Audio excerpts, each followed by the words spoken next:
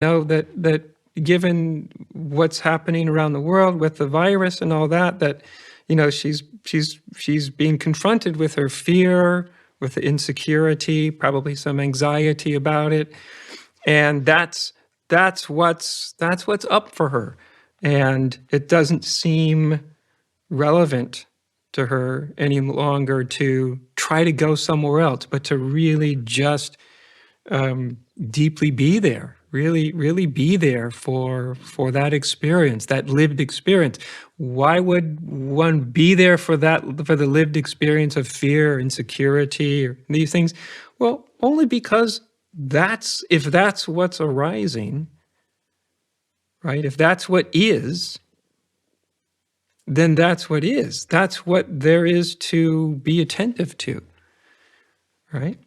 And so I think when we do experience fear, when we experience anxiety, insecurity, all these things that can be elicited when something is happening that we feel like we don't have any control of, we're confronted with however our system is put together to react to that.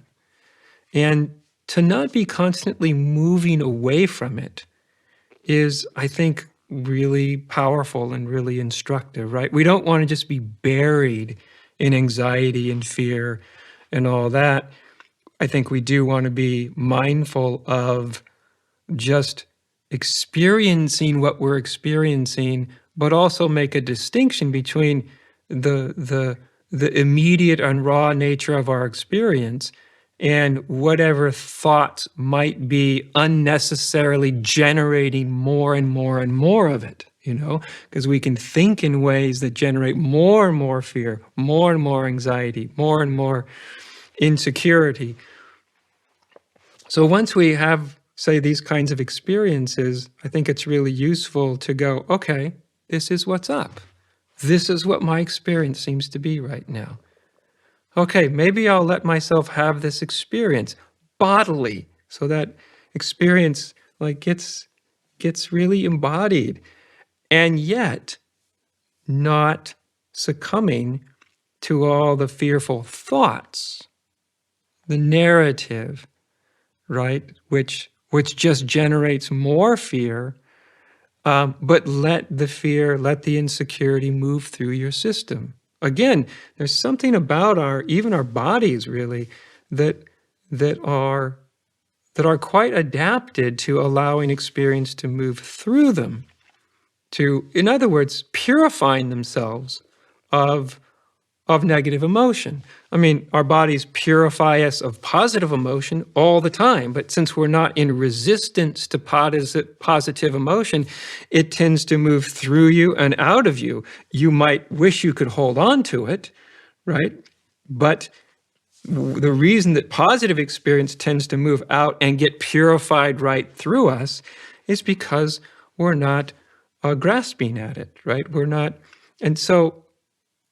But negative experience can feel like it just turns and turns and turns and turns and turns. And when we look at that so often, it's because we're either resisting the negative experience, which doesn't allow it to move through us and out of us, or we're indulging in all the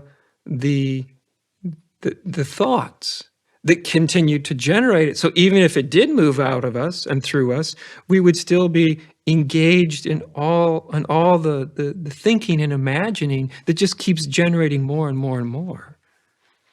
So we want to make a distinction between the thoughts and the narrative that continue to generate the experience and just the willingness to allow the pure experience to be present and move through us. And I think that's one of the benefits and one of the meanings of this sort of age-old spiritual teaching of just stop. Just stop.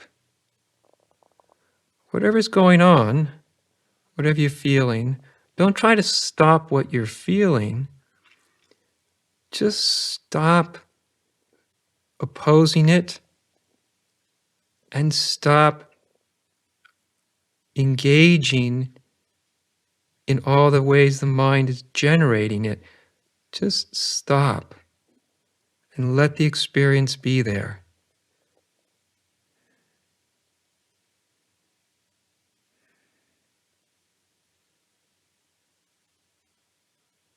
And as we really just stop, you can literally feel the experience starts to move through you and out of you.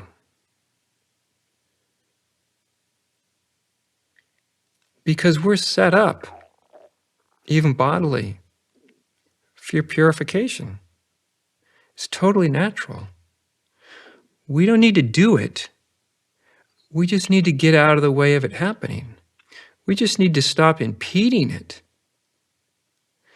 And one of the ways we stop impeding it is just stop, have the experience you're having,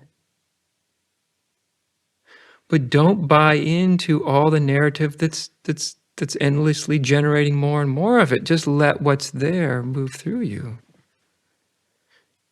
And even if there is thoughts, because you can't necessarily control your thoughts, right? You can't control your narrative, but you can just let those move through you too. Okay, so there's fearful thinking. Maybe there's a fear-generating narrative. Okay, but can I just stop and let that happen? But don't willfully join it and willfully engage in continuing it. Just let it be there. And even the narrative and the thoughts will start to kind of run themselves down. Kind of like a top, and you spin it and you just let it spin. It runs out of energy. It won't spin forever. And so we're just letting these things run out of energy. And that's one of the interpretations of a kind of like a teaching of just stop. Just stop.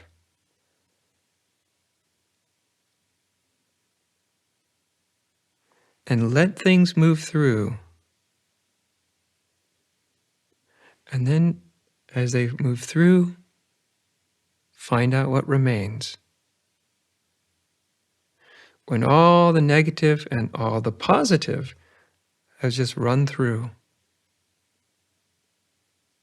what remains? What are you then?